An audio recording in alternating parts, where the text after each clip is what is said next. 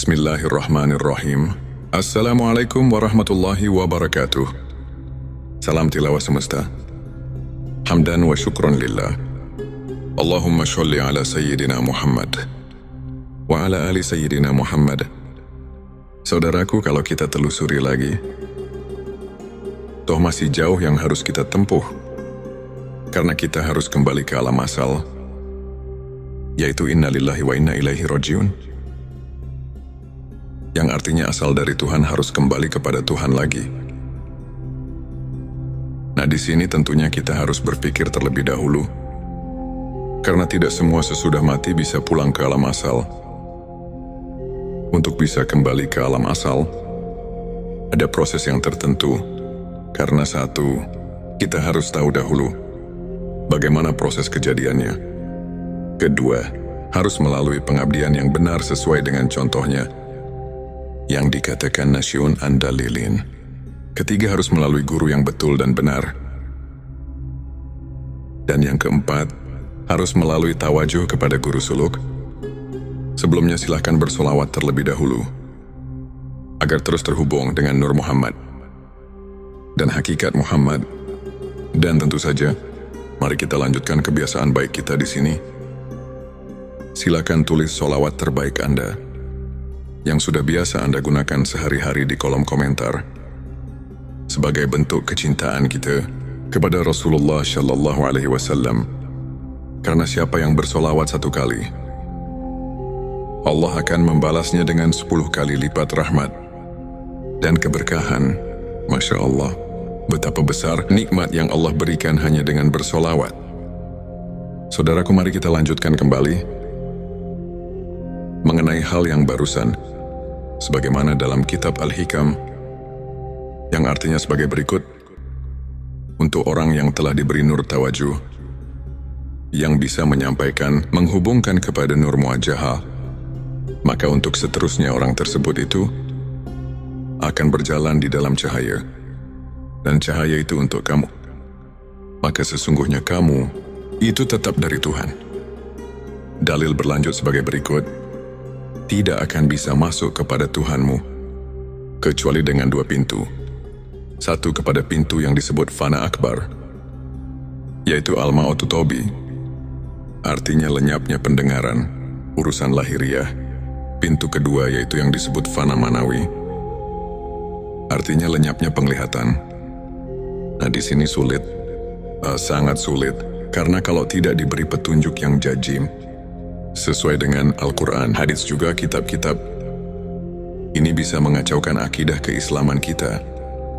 Jadi untuk mencapai ke tingkat ini, kita harus satu, mempunyai guru suluh. 2, harus belajar yang tekun.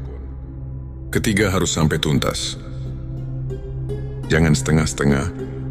Selain itu juga harus didorong dengan pengabdian yang benar. Mengerjakan rukun agama, yaitu 1, mengerjakan syariat Islam. 2, mengerjakan tarekat Islam. 3, mengerjakan hakikat Islam. 4, mengerjakan marifat Islam. Baru kita sempurna, dijamin akan benar-benar bisa pulang ke alam asal. Karena untuk bisa pulang ke alam asal itu tidak gampang. Harus hati-hati, saudaraku. Setelah Tuhan menciptakan hakikat Muhammad di alam wahdat, atau yang dikatakan johar, proses turunnya adalah setelah ruh diciptakan di alam laut, maka diturunkan ke alam jabarut, sebagaimana dalam kitab Sirur Asror diterangkan, yang berbunyi sebagai berikut: dan dibalut dengan cahaya jabarut sebagai pakaian antara kedua lapis. Kedua lapis itu disebut Ruh Sultani. Selanjutnya diturunkan lagi ke alam malakut. Itulah dan disebut cahaya malakut, dan itulah yang disebut rohani. Di alam mahadiat, yaitu martabat asma yang maha suci, yaitu yang maha suci memperlihatkan yang disebut asma Allah atau hakikat Adam, atau kacanarun tarobun, hawaun maun. Ini yang dikatakan tazali asma, sebagaimana dalil dalam kitab Sirur Asror, yang berbunyi Muhammad Bapak semua arwah.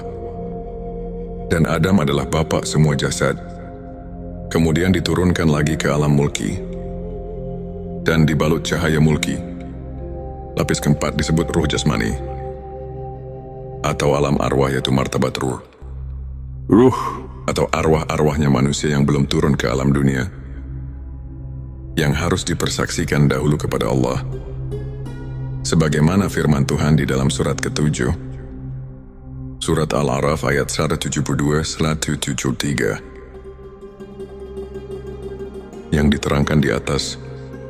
Mari kita simak sejenak untuk meneliti proses manusia turunnya ke alam dunia tadi. Di atas sudah diterangkan di alam ahadiyat, itu dikatakan martabat asma, yang dikatakan Nur Muhammad atau hakikat Adam, atau bapaknya seluruh jasad, atau ada yang mengatakan kacanarun tarobun, hawaun ma'un, itulah asal seluruh jasad. Menurut para arif bilah yang kami temukan di berbagai kitab, beginilah keterangannya. Kaca narun turunnya ke alam dunia menjadi api alam dunia. Kaca tarobun turunnya ke dunia menjadi bumi alam. Kaca hawaun turunnya ke alam dunia menjadi anginnya dunia. Kaca maun turunnya ke dunia menjadi airnya dunia. Maka dengan 4 anasir itulah yang menjadi dunia ini. Atau yang dikatakan dari Nur Muhammad lah yang menjadi sebab dunia. Dan setelah buminya ada, apinya ada anginnya. Airnya baru ada kehidupan di dunia ini. Ialah kehidupan jasad, seperti pepohonan, hewan batu-batuan, dan bumi angin api. Di waktu itu manusia belum ada, karena menurut keterangan di dalam ayat suci Al-Quran, juga ada dalam hadis, dan kitab-kitab sudah menjelaskan contohnya, seperti dalam hadis Bukhari halaman 773 ayat 9, sudah menerangkan. Dari Abdullah dia telah meriwayatkan, Nabi Shallallahu Alaihi Wasallam telah bersabda kepada kita semua dan Rasul Syadiqul Masduq, orang yang jujur belum pernah dusta, orang yang dapat dipercaya. Rasulullah SAW bersabda, sesungguhnya salah seorang di antara mereka dikumpulkan kejadiannya di dalam perut ibunya 40 hari, terus menjadi darah kental. Selama itu lagi Allah terus mengutus malak dan diperintah mencatat 4 kalimat. Diperintahkan harus catat amalnya, tiup rohnya ke dalamnya. Seterusnya satu laki-laki di antara mereka harus membuat amal sampai tiada di antara mereka, dan surga hanya 1 hasta. Catatan itu terus mendahului mereka. Mereka terus mengerjakan amal ahli neraka.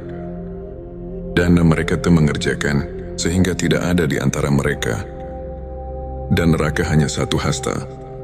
Catatan itu terus mendahului mereka mengerjakan amal ahli surga, saudaraku. Itulah keterangan dalil yang berdasarkan hadis Nabi Shallallahu Alaihi Wasallam. Kita lanjutkan kembali di video selanjutnya.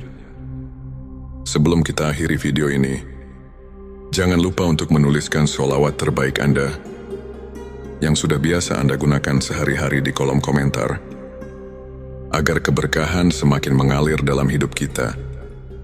Jangan lupa juga untuk like, share, dan subscribe, agar semakin banyak orang yang mendapatkan manfaat dari video ini. Semoga Allah selalu merahmati kita semua. Amin ya Rabbal Alamin. Akhirul kalam. Wassalamualaikum warahmatullahi wabarakatuh.